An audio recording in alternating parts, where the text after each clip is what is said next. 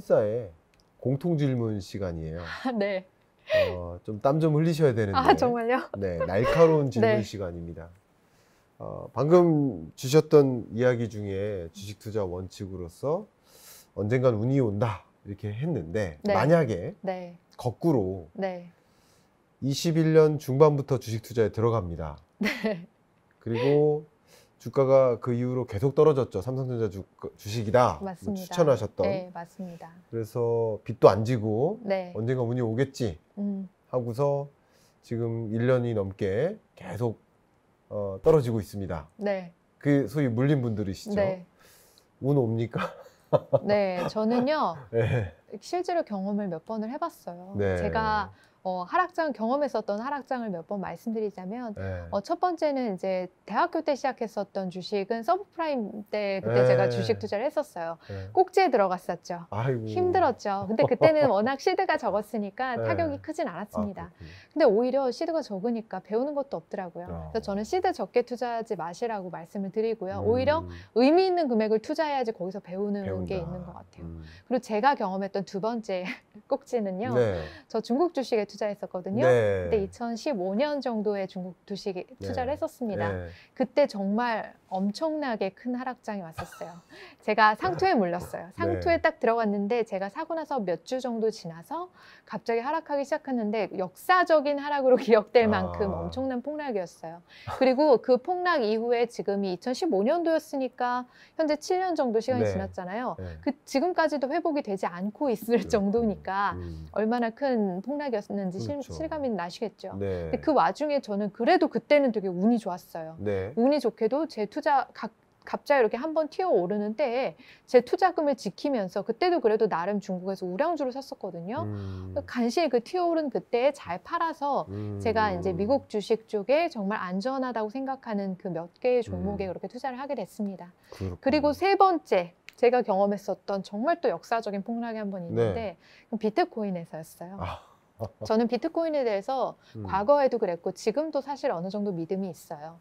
그 비트코인에 투자를 하면서 제가 1억 4천만 원 정도를 들어갔는데 네. 이게 뭐 크게 느껴지지 않으실 수도 있겠지만 그 당시에 제가 30대 초반이었거든요. 네. 30대 초반에 그 1억 4천이라는 돈은 굉장히 큰 돈이잖아요. 네. 제 자산의 절반 정도를 들여서 그때 이제 그 비트코인을 샀었는데 네. 저는 정말 충분히 비트코인 가격이 하락한 때 들어간 줄 알았어요. 2018년 5월 달이었어요. 18년 5월이에요? 네. 그때 비트코인이 한 개당 1,000만 원 정도 됐었거든요. 그때 한 1,000만 원 정도로 단가로 들어갔었는데 그 이후에 비트코인 가격이 한 300만 원 미만으로까지 떨어졌었어요. 그러다 보니까 제 수중에 있던 그 1억 4천만 원의 돈이 정말 1억 정도 가까이가 눈앞에서 사라지는 그런 거를 단기간에 경험을 했던 거죠. 그러면서 거의 뭐 중고차, 외제차 한 대 값 정도가 사라진 건데 그때 너무 많이 힘들었었어요. 하지만 저는 비트코인에 대한 믿음이 있었죠.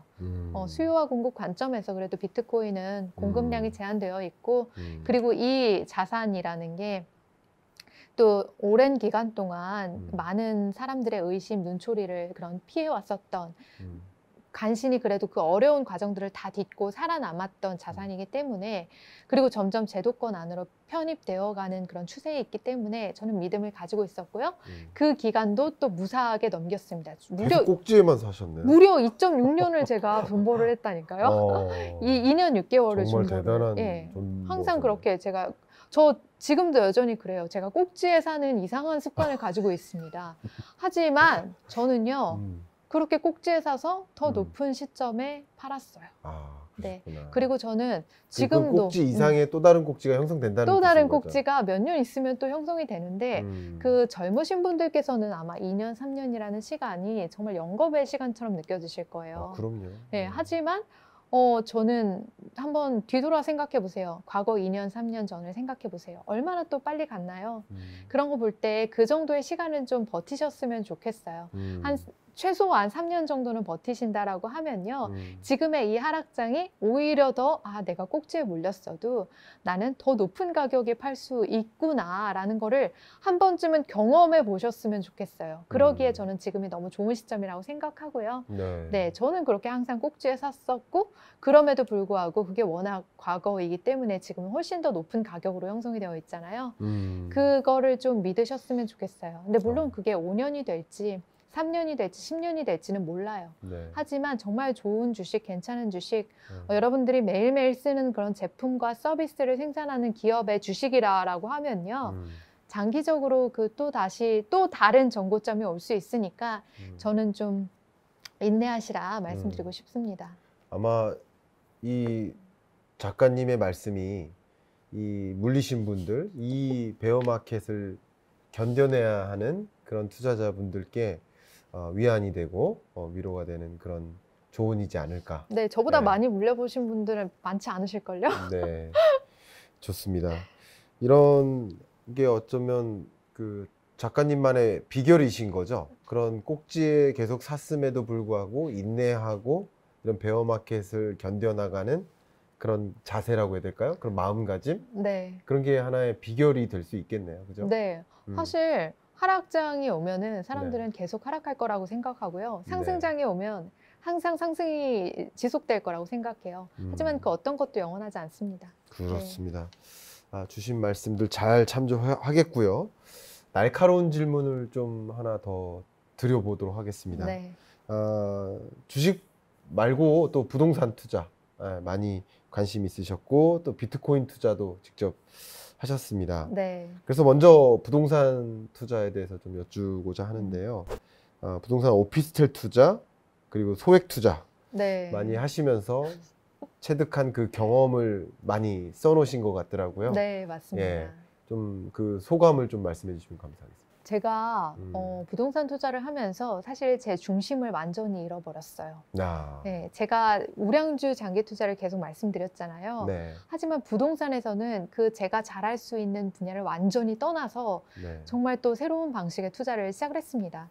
그래서 이제 소액으로 할 수 있는 투자 그리고 부동산은 당연히 빚 아니겠어? 그래서 레버리지 투자 이런 것들을 하기 시작했어요. 그게 이제 저한테는 굉장히 좀 힘든 부분이었는데 그래서 이제 뭐 부동산을 하려면 어느 정도 의미 있는 부동산을 사기 위해서는 억대의 자본이 필요해요. 하지만 뭐 30대 초반에 그런 억대의 자본이 나기가 쉽지는 않잖아요. 그래서 저는 부동산 소액으로 500만 원에서 1000만 원 정도로 할 수 있는 그런 부동산들에 투자를 했어요. 그러면서 굉장히 많이 힘들었죠. 저에게 잘 맞지 않는 투자 방법이었어요. 저는 우량주에서 장기적으로 오랫동안 가는 거를 하는 사람인데 예를 들어 그렇게 하려면 강남 부동산을 사서 오랜 기간을 가져가야 되는 거잖아요. 부동산계의 우량주. 그래야 되는 건데 핵심을 노른자 입지를 샀어야 되는 건데 그렇지 않고 굉장히 좀 그렇게 여건이 되는 것만 하다 보니까 그렇게 됐는데 여기서 제가 드리고 싶은 말씀은 이 소액 투자가 잘못됐다는 건 아니에요. 지방 소액 투자에서 또 자산을 읽으신 분들 얼마나 많은데요. 하지만 이게 저랑 잘 맞지 않는 부분이었던 거고 제가 좀 메타 인지가 부족했던 것 같아요. 제 자신을 좀 이해를 하고 제 자신이 잘할 수 있는 거를 선택을 했어야 되는데 그냥 남들이 좋다는 걸 그렇게 따라가면서 중심을 잃었었던 것 같아요. 그러니까 부동산 그런 소액 투자로 성공하시는 분들 보면 굉장히 막 꼼꼼하고 세금 잘 챙기시고 정치에도 좀 관심이 많으시고 막 부동산 돌아다니는 거 임장하는 거 좋아하시고 말하는 거 좋아하시고 이런 여러 가지들을 갖추신 분들은요 정말 잘하시거든요. 또 법적으로 해박하시고 잘하시는데 저는 사실 굉장히 게으른 투자자예요. 그러니까 저한테 맞는 거는 주식인 거죠. 주식은 게으른 투자자들을 위한 최적의 방법이라고 저는 생각하거든요. 그래서 저는 이 부동산 소액 투자를 하면서 굉장히 좀 마음 아픈 손실, 수업료로 굉장히 큰 돈을 내고서 제가 정말 잘 맞는 방식을 다시 한번 깨닫게 됐고요. 그래서 지금은 이제 실거주, 제가 가지고 있었던 부동산이 제 이름으로만 3채가 있었거든요. 그거 다 이제 정리를 하면서 지금은 이제 저희 부부가 실거주 1채만 그렇게 보유하고 있습니다. 그렇군요. 어쨌든 직접 경험하시면서 부동산 투자는 나랑은 어울리지 않는 방식이구나 라는 것을 체험하셨고 그 소감하에 역시 우량주를 장기 투자하는 그 주식 투자자로서 그런 투자가 추천될 만하다라는 것을 좀 강조하시는 그런 표현인 것 같고요. 네, 네. 그래서 역시 필명을 주주. 네, 저는 진짜 네. 주인이 되고 네. 싶습니다. 네. 건물주가 아니라 주주. 네. 그죠? 네. 그렇게 표현하신 게 아닌가 생각이 듭니다. 네. 그리고 앞에 제가 잠깐 말씀드렸는데 비트코인, 아, 네. 또 이더리움 네. 역시 암호화폐 투자를 지금도 하고 계십니까? 어떻게? 지금은요, 하셨었잖아요. 저희가 이제 저는 과거에 비트코인 14개 가지고 있었거든요. 네. 근데 그거는 이제 다 정리를 했었고요. 제가 이 정리하게 된 계기는 퇴사를 하면서 네.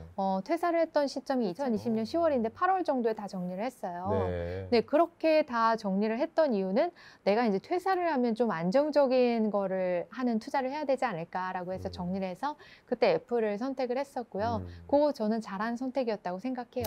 하지만 그러고 나서 8배가 올랐죠. 제가 팔자마자 8배가 올라서 제가 정말 그때 네. 우울증에 잠시 네. 빠져 있었어요. 이렇게 꼭지에 사시고 저점에서 네. 파시고 왜 그러시고? 네. 그때는 뭐 퇴직을 해야 네. 됐었으니까 어쩔 수 없었다라고 하고 네. 근데 지금 저는 이제 훗날 또 몇 년이 지났잖아요. 네. 그럼 잘한 것 같아요. 네, 그렇군요. 너무 비트코인은 이제 네. 제가 뭐 안정적인 직장이 있는 상태였다라고 하면 계속 네. 보유했어도 괜찮겠지만 그렇지 않은 아니까. 상태에서는 네. 제가 가지고 있을 만한 자산은 아니다고 생각을 했고 그 마음은 변하지 않지만 그래도 그 배 아픈 건 어쩔 수 없더라고요. 네. 8배가 올랐으니까. 근데 어쨌든 수업료를 내고 예. 지금 계속 부동산 투자에 대한 경험, 또 비트코인 투자에 대한 경험, 그 경험을 통해서 수업료를 냈지만 네. 나와 적합한 투자 방법은 아니다라는 네. 것을 배우신 거죠. 네, 그죠? 그리고 그래서 배웠죠. 결과적으로 우량주 장기 투자라는 그런 자기 철학을 갖게 된 근거다 이렇게 네. 생각이 됩니다. 그리고 제가 이제 비트코인을 팔았다고 해서 네. 그거에 대해서 자산에 대해서 믿음을 완전히 내려놨다는 건 아니에요. 그래서 현재 저희는 1가구 1비트코인 하고 있거든요. 네. 그래서 비트코인은요, 지금 현재 그래도 어느 정도 제도권의 인정도 받고 있는 자산이고, 그리고 그동안 거쳐왔었던 그런 많은 그런 위기들을 잘 견뎌왔었던 나름대로 점점 탄탄해지는 자산이 되어가고 있는 과정이라고 생각하거든요. 네. 그래서 뭐 여건이 되신다면 지금 가지고 계신다면 좀 장기적으로 보유하시는 것도 괜찮으실 것 같고요. 그래서 저는 한 1비트코인은 계속 가지고 있을 예정입니다. 그러셨군요. 예. 제가 재밌는 게 네. 그 즈음이에요. 2020년 네. 그 여름 즈음에 삼성전자에서 연락을 주셔가지고 네. 한 직원이 비트코인 투자를 해서 뭐 수백억 부자가 돼서 나간 거예요. 맞아요. 예, 나가가지고 있습니다. 나머지 직원들이 동요돼가지고 일이 손에 안 잡히는 거예요. 맞아요. 예. 그래서 이런 환경을 이겨내기 위해서 뭐 건전한 어떤 그 투자 방법, 네. 건전한 그런 재테크, 뭐 이런 문화를 형성시키기 위한 목적으로 네. 제가 만나 뵀었던 적이 있거든요. 강연으로. 네, 네. 그래서 그렇게 직장인 분들이 상대적 박탈감을 느끼는 거죠. 같이 일하는데 옆에 친구는 비트코인으로 몇백억 그렇죠, 부자가 돼. 몇백억. 그럼 나도 해야 돼. 근데 드디어 나도 했는데 내가 사자마자 떨어지고 막 이런 것들을 경험하면서 너무 이제 불안한 그 직장 내 분위기가 조성됐었던 그런 것을 저도 간접적으로 알게 됐었는데 지금 이렇게 비트코인 투자에 대한 우리 작가님만의 어떤 소감 그리고 그것에 대한 포지션 잘 이해할 수 있었던 것 같습니다. 네. 말씀 속에 뭐 여러 가지 이야기 잘 해주셨는데 저는 이제 벌써 1시간여 동안 이야기를 나누다 보니까 굉장히 당차시고 뭐 한때는 소비 요정으로 또 살아가시기도 하고 빚에 의존하시고 꼭지 사서 저점에 팔고 그래도 괜찮다라는 그 마음을 갖고 있고 정말 대장부가 될 것 같다 뭐 이런 생각도 좀 하게 됐습니다. 그래서 한주주 작가님의 우리 토크쇼니까 어떤 목표를 갖고 계신지 향후에 이제 어떤 식으로 나의 삶을 또 읽어 나가고 싶어 하시는지 그런 게 좀 궁금해졌어요. 어떤 목표가 있으십니까? 저는요, 사실 이 질문을 네. 너무 기다렸어요. 진짜요? 네. 왜냐면 네. 제 앞으로의 목표가 네. 김광석 교수님처럼 되는 거거든요. 제가 여잔가요? 김광석 교수님처럼 네. 정말 이 이코노미스트가 돼서 네. 그 사회에 좀 건전한 지식을 전달을 하고 그리고 컬럼도 많이 쓰시고 네. 책도 많이 쓰시고 그렇게 활동을 활발하게 하고 계시잖아요. 네. 저도 그런 김광석 교수님 같은 이코노미스트 한주주가 되고 싶습니다. 그러시군요. 네. 그래서 지금 현재는 경제대학원에서 공부를 하고 있고요. 그렇군요. 이거에 이어서 제 목표는 저는 이제 서울대학교 경영학과의 재무 쪽으로 들어가서 네. 재무 분야에 대해서 공부를 좀 이어가고 네. 그리고 그 박사과정까지 마치고 그 진행 중에 예. 책을 쓰면서 이렇게 예. 많은 독자분들과 소통을 하고 그렇게 지내고 싶습니다. 저는 뭐 평생 좀 작가로 남고 싶은 마음인데 그렇게 평생을 작가로 가기 위해선 제 안에 뭔가 채워진 지식들이 더 많고 그리고 연구해서 그 연구를 통해서 여러분들께 뭔가 좀 영향력을 줄 수 있는 긍정적인 영향력을 줄 수 있는 사람이 되고 싶다라는 마음이 있습니다. 그래서 그 과정 중에 또 이렇게 가끔씩 유튜브에 출연해서 네. 구독자분들과의 접점을 만들기도 하고 그렇게 될 것 같아요. 네. 근데 제가 어디서 들은 말인데 네. 이렇게 꿈을 진짜 많은 사람들한테 이야기를 하면 네. 그게 이루어진다고 하더라고요.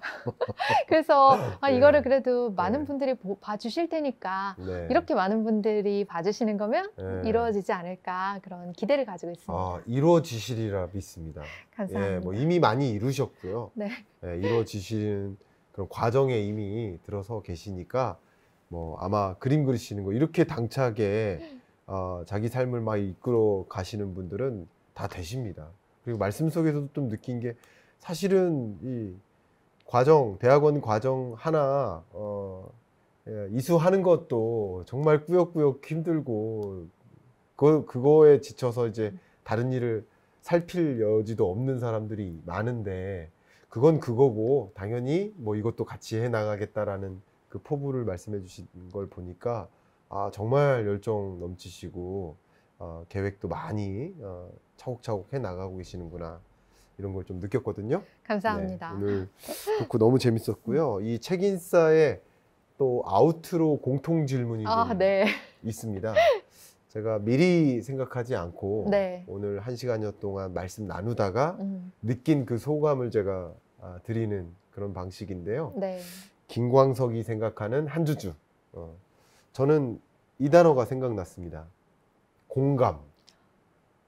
왜냐면 이제 책에서도 그런 말씀들을 계속 해오셨고 네. 오늘 책에 관한 이야기나 본인의 생각을 계속 말씀해 주시는 과정에서 아마 많은 시청자분들이 나랑 똑같은 입장이네. 나랑 똑같은 그런 상황에 있었네. 네, 다 겪었죠. 그것을 느끼게 만들어 주시는 게 아닐까. 네. 나랑 똑같은 생각이네. 그래서 이분들은 또 듣고 싶은 이야기가 있거든요. 위로라든가. 내가 버티긴 버텨야 되는데 누가 그런 말을 도와줄 때 내가 버텨낼 수 있는 거지. 누가 그런 말을 안 해주면 버텨내기가 더 힘들거든요. 네. 그래서 아마도 우리 한주주 작가님의 매력은 이 구독자분들의 공감을 사는 것, 공감을 사게 하는데 큰 도움을 주시는 게 아닌가 그런 생각을 좀 하게 됐는데 어떠셨습니까? 네, 저도 그런 사람이 되고 싶어요. 네, 제가 사실 특별한 사람은 아니잖아요. 네. 저도 여기 들으시는 분들과 전혀 다를 것 없는 그런 평범한 사람인데 저도 이렇게 좀 다양한 경험을 거쳐오면서 그때 이런 폭락장도 맞이하고 네. 힘든 순간들도 겪어오면서 또 거기에서 얻었던 제 이야기를 들려드린 것 뿐이거든요. 여러분들께서도 그 투자의 과정 중에서 저는 그런 경험들을 쌓아가셔서 나중에 뭐 책이든 아니면 이런 자리에서든 그런 경험을 공유하신다면 다른 분들께 정말 더 큰 의미와 인사이트가 될 것 같아요. 그러셨군요. 네. 너무 재밌게 잘 들었고요. 이 아우트로 공통 질문 중에 네. 이게 있습니다. 책을 통해 전달하고 싶은 메시지를 네. 길게 말고요. 네. 10글자 이내로 네. 말씀해 주시는 겁니다. 혹시 가능할까요? 저는요. 그렇게 말씀드리고 싶어요. 투자 공부 안 해도 돼. 투자 공부 안 해도 돼. 충격적이죠. 네. 네, 저는 이게 제가 작년에 어떤 느낌을 가졌냐면 책을 출판하면서 너무 많은 분들이 공부를 너무 열심히 하시는 거예요. 무슨 저는 네. 펀드 매니저 되실 것처럼 그렇게 애널리스트가 되실 것처럼 그렇게 공부를 하시는 거예요. 근데 저는 투자 공부는 안 하셔도 된다고 생각하고 특히 기술적인 어떤 것들을 공부하지 않으셔도 된다고 생각을 하거든요. 오히려 좀 오히려 정말 많은 분들이 인정하는 그런 투자의 방식으로 가신다라고 하면 마음도 편하실 텐데 그런 공부를 하신다고 해서 또 뭔가 굉장히 신비로운 어떤 주식을 찾아낼 수 있는 건 아니잖아요. 그래서 뭐 월급쟁이 분들께서는 본업이 있으시니까 그쪽에 좀 집중을 하시고 월급쟁이 분들께서 자신이 맨날 사용하는 그런 제품, 그런 서비스 아니면 뭐 그런 어떤 활동 그런 쪽에서 내가 정말 마음이 가고 믿음이 가는 그런 주식 선택하시면 되는 거지 너무 그런 공부, 종목과 타이밍을 잡기 위한 공부에 매진하지 않으셨으면 좋겠고 특히 기술적인 공부는 도움이 안 된다고 말씀드리고 싶습니다. 그런 의미에서 투자 공부 안 해도 돼. 네, 오해하지 않으셨으면 좋겠어요. 오해 기술적인 공부 안 하셔도 됩니다. 네. 어쨌든 투자 판단은 본인의 것입니다. 네. 여러분이 잘 말씀 헤아려 주시고요. 자, 이제 나에게 시리즈예요. 한주주 작가님께서 생각하시는 몇 가지 키워드를 가지고 나에게 이거란에 대해서 답변해 주시면 좋겠습니다. 이야기 중에 물론 책 제목도 그렇지만 월급너 이야기가 많이 나왔습니다. 그래서 질문 드리고 싶습니다. 나에게 월급너란? 저에게 월급너란 따박따박. 따박따박입니다. 무슨 뜻이죠? 네. 제가 월급너로서 되게 좋았던 부분은 제가 좋아하는 일을 하면서 그렇게 따박따박 월급이 꽂힌다라고 하는 거였어요. 근데 물론 회사에서는 항상 좋은 일만 할 수는 없죠. 회사에서 시킨 그 어떤 일도 다 해야 되니까요. 근데 이제 그 따박따박 나오는 월급을 통해서 제가 안정적으로 그래도 계획을 하고 주식 투자를 하고 그렇게 해 나갈 수 있었거든요. 그거가 너무 좀 만족스러웠는데요. 하지만 그 너무 따박따박에만 평생을 바치진 않으셨으면 좋겠어요, 사람들이. 네, 그냥 자기가 정말 인생을 다해서 즐기고 싶은 일들이 있으실 거고 그런 일이 저는 있어야 된다고 생각하는데요. 그래서 그런 직장이 아니라 업의 관점에서 조금 더 자신의 그런 즐거운 것들을 이어갈 수 있게 따박따박이라는 거를 언젠가는 내려놓을 수 있게 그렇게 준비를 하시는 게 좋지 않을까라는 게 제 바람입니다. 월급너, 따박따박. 자, 나에게 소비 요정이란? 저에게 소비 요정은요. 마통이란 뭐 다 같은 편인데. 새드 엔딩.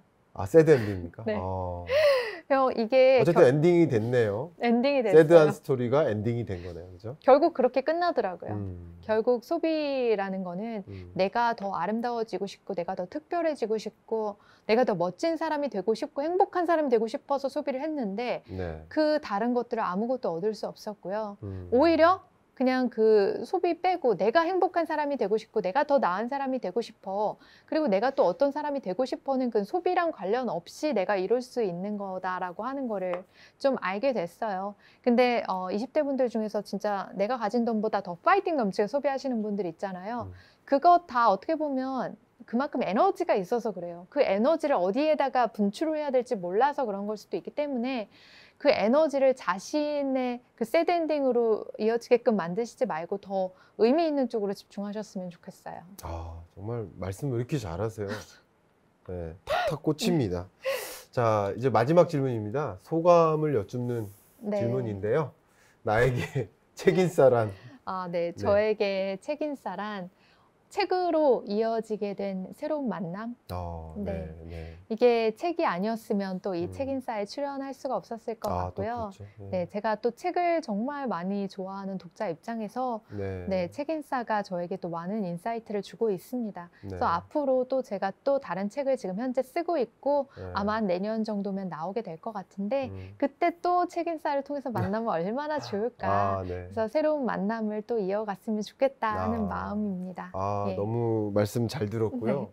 아마 여러분들께서도 이 책인싸를 통해서 한주주 작가님을 만날 수 있었던 또 좋은 만남이 시작되는 그런 공간이라고 느껴질 수 있을 거라고 생각이 됩니다. 오늘 너무 즐겁게 많이 이야기 좋게 들었고 공감 갖고 또 많이 배울 수 있는 시간이었습니다. 감사합니다. 감사합니다. 네, 감사합니다.